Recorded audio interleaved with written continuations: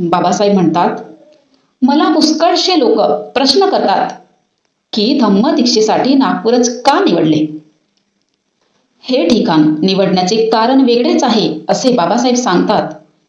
भारतामध्ये बौद्ध प्रसार जर कोणी केला असेल तर तो नाग लोकांनी केला.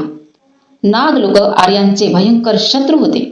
आर्य व अनार्य यांच्यामध्ये लढाया झाल्या, जोरदार युद्धे झाली. आर्य लोकांनी नागांना जाळून टाकल्याचे दाखले पुराणात सापडतात. अगस्ती मुनींनी त्यातून फक्त एक नाग मनुष्य वाचविला, त्याचेच आपण वंशज आहोत.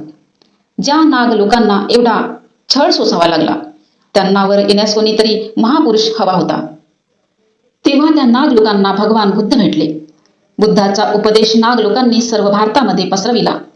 असे आपण नाग लोक आहोत आणि नाग लोकांची मुख्य वस्ती नागपूर या ठिकाणी होती, म्हणून या शहराला नागपूर म्हणजे नागांचे गाव असे म्हणतात. बाबासाहेब सांगतात, जवळच जी नदी आहे ती नाग नदी आहे.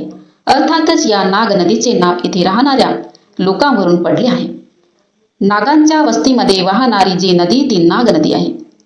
धम्मदीक्षेसाठी हे स्थळ निवडण्याचे हेच मुख्य कारण आहे. बाबासाहेब भाषणामध्ये सांगतात की ते एकदा संगमरनेरला सभेला गेले होते. ते सभा झाल्यानंतर संध्याकाळी जेवणाची व्यवस्था केली होती. त्यावेळी त्यांच्याकडे एक चिठ्ठी केसरीच्या बातमीदाराने पाठविली होती. त्या पत्रकाराने बाबासाहेबांना विचारले की तुम्ही तर तुमच्या लोकांना मेलेले ढोरे ओढू नका म्हणून सांगता. त्यांची परिस्थिती किती हलाखीची आहे. त्यांच्या बायकांना लुगडे चोळी नाही, त्यांना अन्न नाही, त्यांना शेतीवाडी नाही, अशी त्यांची बिकट परिस्थिती असता दरवर्षी त्यांना मिळणारी कातड्याचे, शिंगाचे, मासाचे 500 रुपयाचे उत्पन्न तुम्ही फेकून द्या म्हणून सांगता.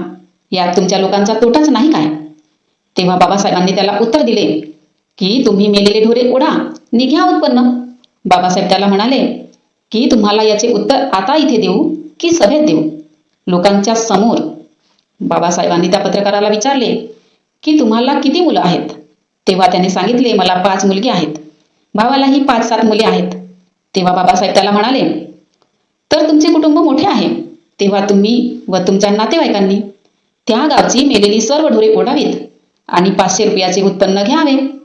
हा फायदा तुम्ही अवश्य घ्यावा. आणि बाबासाहेब पुन्हा त्याला म्हणाले की आणखी दरवर्षी मी स्वतः तुम्हाला 500 रुपये वरचे देण्याची व्यवस्था करतो. माझ्या लोकांचे काय होईल, त्यांना अन्न वस्त्र मिळेल की नाही ते माझे मी पाहून घेईन. एकदा बाबासाहेबांकडे एक ब्राह्मणाचा मुलगा आला आणि म्हणाला, पार्लमेंटमध्ये तुमच्या लोकांना राखीव जागा दिल्या आहेत, त्या तुम्ही का सोडता. तेव्हा त्याला बाबासाहेब म्हणाले, तुम्ही महार व्हा व त्या जागा पार्लमेंट असेंब्लीमध्ये